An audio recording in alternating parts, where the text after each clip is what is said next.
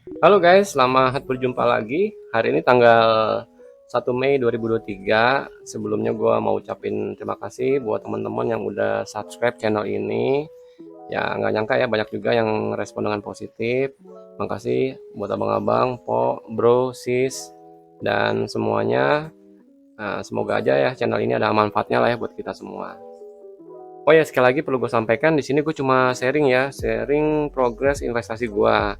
Ya mungkin ada sedikit-sedikit pandangan tentang beberapa saham yang ada di portfolio gua.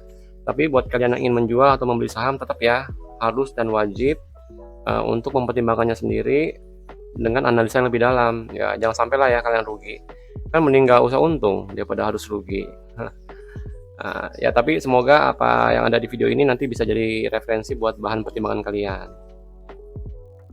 Oh ya, sebenarnya gue mau sharing ini dari hari Sabtu kemarin ya. Tapi ternyata selama liburan aja agak error sehingga apa yang ditampilkan di aplikasi itu nggak sesuai dengan kondisi aktualnya ya. Karena ada beberapa saham yang sudah berhasil gue jual tapi masih muncul dan terakumulasi di portfolio ini gitu. Tapi sekarang udah oke. Sekedar info, dana yang gue pakai di Ajaib ini masih sama ya, sebesar 600 juta rupiah, dan kondisi sekarang cash yang tersedia di RDN gue tuh masih ada 87.584.854. Jadi kalau teman-teman yang mungkin ikutin video gue sebelumnya juga terlihat ya ini ada pertambahan, dan pertambahan ini karena ada penjualan beberapa saham nih. Kalau kita lihat di riwayatnya ini harusnya ada penjualan ini ya, saham roti, saham Pans, dan satu lagi saham BJBR harusnya. BJBR. Ya, BJBR. Dan untuk yang gue tambahkan itu ada saham auto tadi ya. Sorry, auto, UNTR, dan UNTR mana UNTR? UNTR ya, UNTR dan BNGA. Jadi kalau teman-teman yang kemarin ikutin video gue juga kan harusnya tahu ya, plan gue tuh untuk nambahkan sedikit di saham UNTR yang kebetulan memang harganya itu masih di harga bawah lah ya. Sementara tuh kalau gue lihat prospeknya, kalau teman-teman nonton video gue sebelumnya itu ya juga masih oke lah ya, masih layak. Dan jadi sekarang nih untuk harga rata-ratanya ada di 25.815 ya, sebelumnya kan 24.000 ya. Dan juga satu lagi kalau nggak salah saham Goto ya, saham Goto. Itu aja ya, jadi penambahannya itu ada UNTR, Pans, Auto, dan Goto sedikit doang utamanya ini kok. Beli 95, harga 95 ya, dan kebetulan sekarang udah naik. Ya kenapa yang Pans itu gue jual? Ya karena yang Pans, BJBR dan roti gue jual karena dari report keuangannya di kuartal 1 itu yang untuk Pans ya, untuk yang Pans itu kurang oke sih ya, kalau gue lihat tuh kurang oke. Jadi kayaknya itu agak resikonya agak lumayan juga kalau sampai gue tahan ya, karena lumayan juga kan kemarin dananya kan gede juga ya. Ya jujur aja sih sebenarnya bikin galau juga sih, ini kita lagi nungguin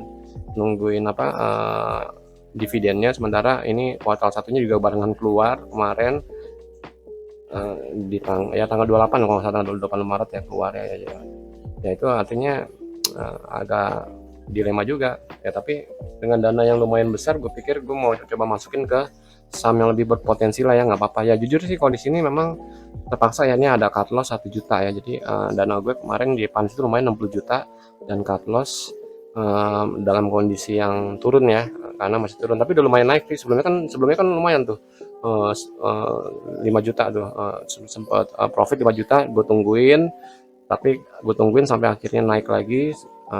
Tapi ternyata dibarengin sama laporan kuartal satunya keluar juga ya, gue takutin nanti dari respon pasar tuh nggak bagus ya. Sebenarnya sih kalau kita mau tahan harusnya masih bisa ya, masih ada prospek ya mungkin aja bisa aja kuartal satu itu lagi jelek tapi nanti dibayarkan sama kuartal kedua ya.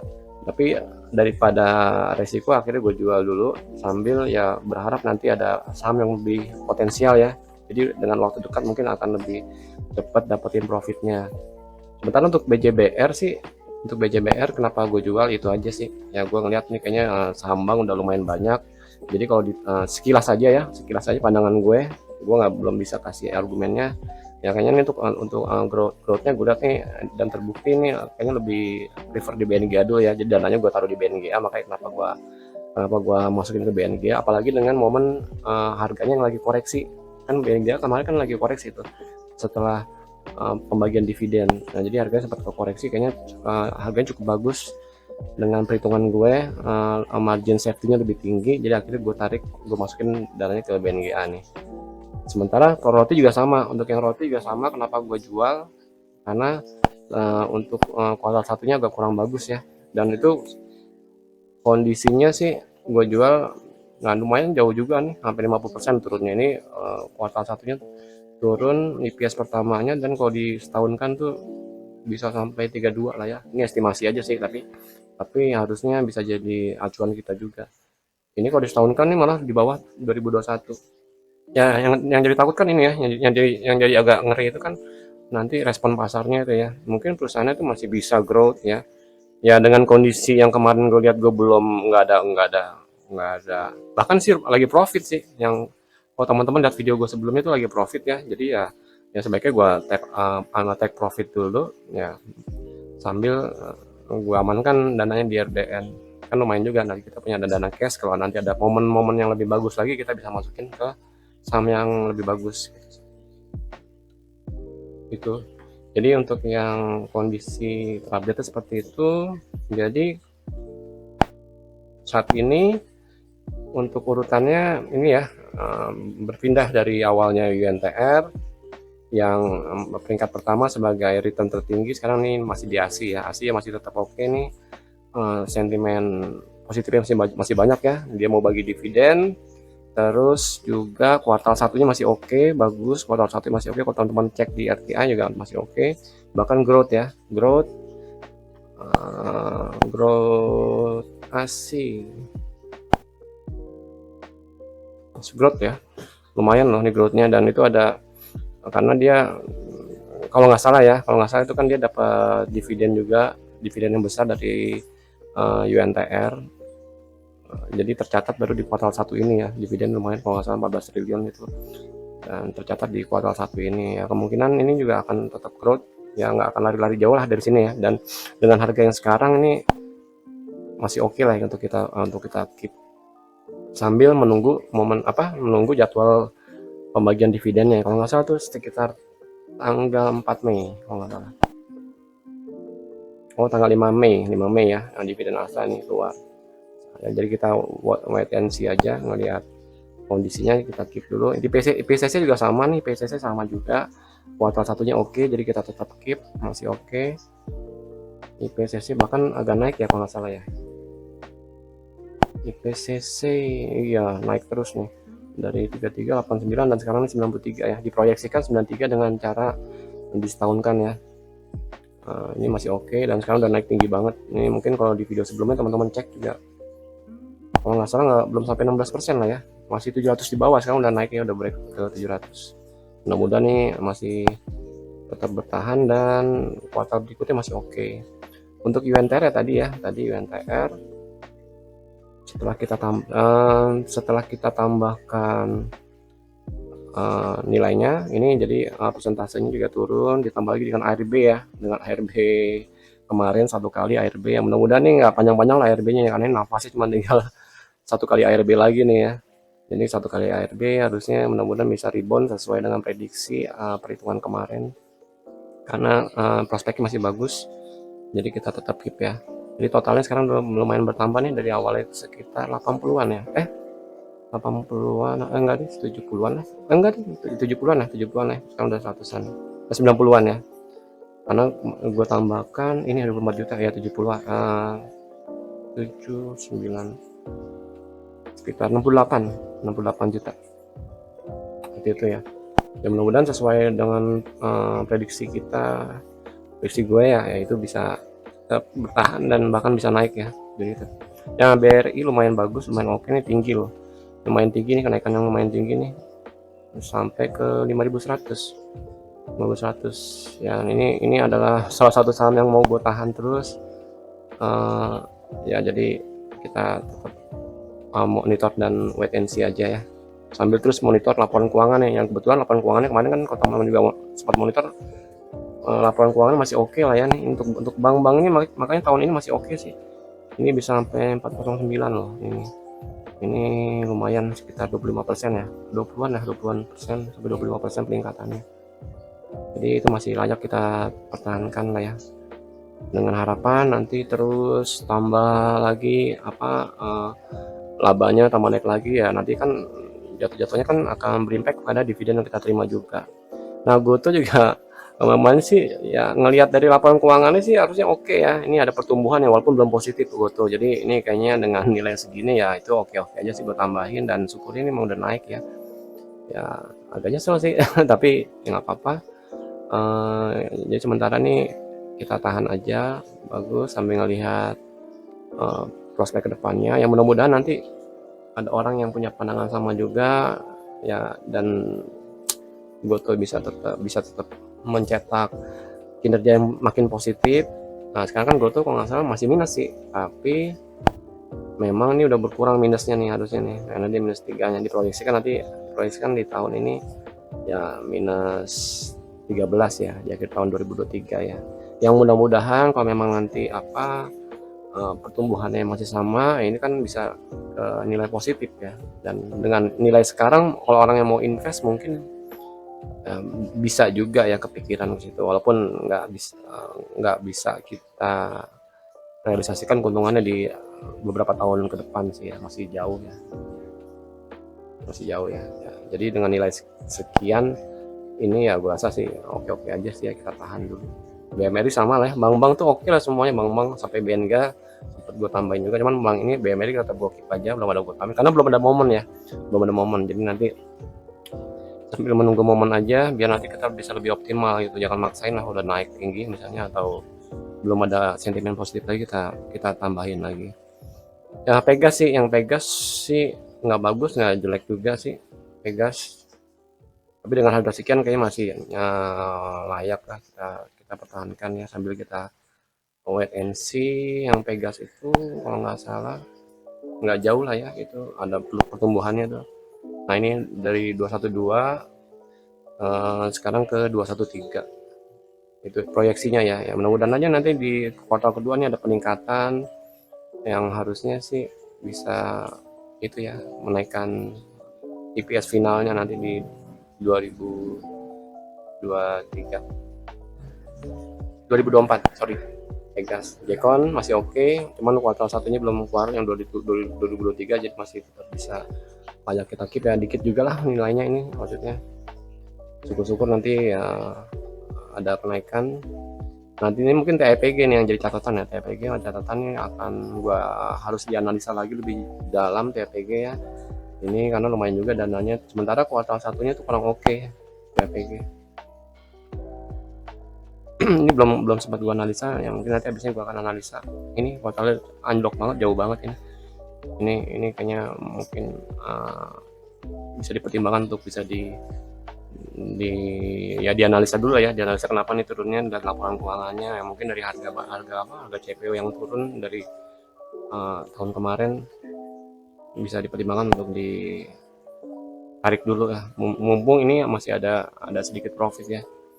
Nah ini ADMF ya, belum lama gue tambahin kan ini karena gue lihat prospeknya masih oke ADMF, dan laporan keuangannya juga masih oke ADMF ya. ADMF masih oke dan harusnya akan mudah-mudahan akan bertumbuh terus ya. Ini dengan nilai sekian nih perhitungan gue ini harganya masih murah ya, dengan perhitungan gue masih murah dan punya margin safety yang lumayan. Auto juga sama, ini kayaknya nih untuk yang emiten yang berhubungan sama transportasi nih atau otomotif ini kayaknya nih lumayan lagi oke lah ya. Auto IPCC itu masih oke, dan mungkin Astra sendiri itu bisa untuk pajak di koleksi atau di ini ya, dipertimbangkan untuk bisa dikoleksi. PCC karena PCC pun di kuartal satunya ini sangat oke sih, lumayan meningkat jauh ya, dari 275 IPS-nya jadi naik ke, diproyeksikan dengan setahunan ke 359. Jadi dengan harga yang kemarin gue pikir itu ada koreksi, setelah ada bagian dividen ya itu lebih oke lagi, dan akhirnya gue koleksi. Dan sekarang syukurnya udah ada sedikit profit 95.000. Roti yang tadi udah gue kurangin ya, jadi gue jual, roti gue kurangin. Nah terus nih ISG juga gue koleksi baru ya, dengan harapan nih nanti dia akan rebound dari apa kinerjanya yang agak menurun di tahun kemarin. Kayaknya gue lihat ada potensi, apalagi kan di sini kan juga ada ini ya, yang setahu gue tuh di sini juga ada Agit ya, ada Agit di ISG, ada Agit yang bergerak di sektor teknologi ya, yang mudah-mudahan nanti yang bisa menopang lah ya, menopang kinerjanya di tahun-tahun mendatang nih ya. Jadi gue cicil dulu lah ya, sambil ngelihat kondisinya. SDR masih sama ya, masih sama sekali nih dengan video kemarin ya, masih gue keep dah, masih wait and see aja, seperti itu ya. Paling seperti itu aja sih ya yang bisa gue share ya. Oh ya, paling satu lagi nih ya, PBSA ya, PBSA nih, PBSA apa, satu saham yang udah lumayan tinggi ya, dan ini gue proyeksikan nih dengan perhitungan gue nih, ini harusnya bisa lebih tinggi lagi ya. Cuman ini adalah saham yang juga bikin galau nih ya, sama dengan tadi Pans, terus Roti, karena ini kuartal satunya ternyata juga kurang bagus PBSA. Padahal tuh salah satu saham yang gue harapkan lumayan tinggi returnnya tuh ya, karena nanti gue ambil cukup di harga bawah, dan itu gue proyeksikan tuh capital gainnya aja lumayan tinggi, dan gue rencana memang mau ambil capital gainnya aja nih. Tapi ternyata report di kuartal satunya nih lumayan dalam juga ya, hampir 50% ya, dan berkurang lebih dari dari tahun sebelumnya ya, tahun 2021 nih PBSA. Dan sekilas kalau gue lihat di laporan keuangannya sih, nah ini ya, laporan keuangannya nih pendapatannya memang menurun ya. Ini entah nih memang kontraknya sudah berakhir, kontraknya sudah mau selesai atau gimana nih. Dia kan sepertinya ada pekerjaan di PT Sinarmas Agro ya ini, dan dari tahun sebelumnya, tahun 2022 itu masih oke. Nah di sini ini udah berkurang nilainya nih. Nah ini sebenarnya belum bisa gue sharing secara ini ya, pasti ya, ini perlu gue dalamin lagi, kenapa alasannya, dan apakah masih ada prospek lah ya untuk kita bisa keep. Dan ini adalah saham yang cukup bikin gue galau ya, mungkin nih akan cukup gue pertimbangkan ya, ini apakah akan gue take profit PBSA. Dan juga tadi ini ya, selain PBSA itu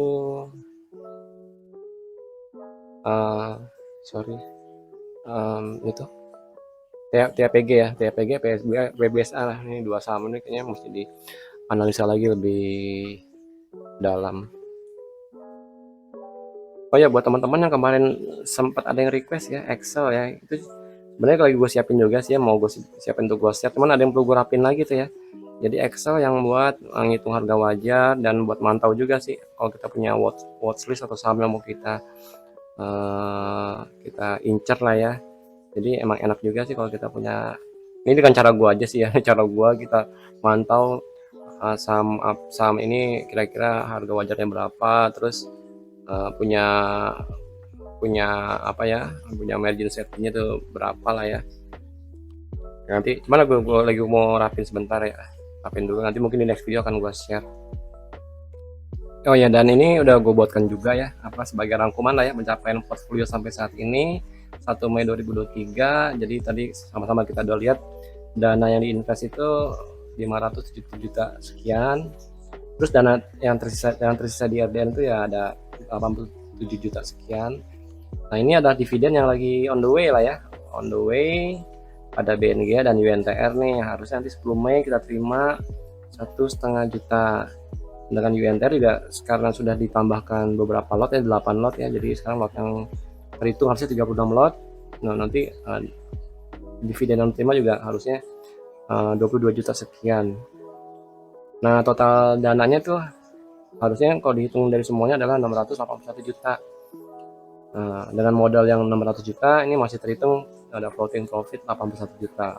Ya bersyukur lah ya, bersyukur banget dengan IHSG yang masih ya nggak menentu lah ya. Ini masih mencapai profit. Ya tapi ini profitnya belum terhitung nanti kalau UNTR bakal HRB lagi ya. Ini kalau mungkin UNTR HRB kan lumayan juga tuh, turunannya bisa sampai sekian juta. Uh, tapi kalau teman-teman ngikutin video kemarin kan nih ada ya, gue juga udah bikin itunya yang kemarin masih disimpan ini. Jadi kalau kemarin kan 11% ya harapannya lah jangan sampai turun jauh-jauh lah ya. Jadi jelek-jeleknya ya 11% bakal lebih lah. Jadi nggak apa-apa UNTR turun dulu sebentar, nanti harapannya bisa rebound lagi. Ya paling ini aja ya teman-teman yang bisa gua sharing sampai saat ini. Videonya udah kebanyakan juga nih. Ya sekali lagi nih buat teman-teman, apa yang gue sampaikan tadi belum tentu benar ya. Bisa aja semuanya salah lah ya, anggap aja bisa aja semua salah. Jadi kalau teman-teman mau memutuskan untuk membeli atau menjual saham, coba dianalisa lagi lebih dalam supaya kalian jangan sampai rugi. Ya itu aja, semoga apa yang tadi gue sampaikan sedikit banyak ada manfaatnya ya sebagai bahan referensi kalian. Oke, itu aja, terima kasih, sampai bertemu lagi di video berikutnya. Thank you.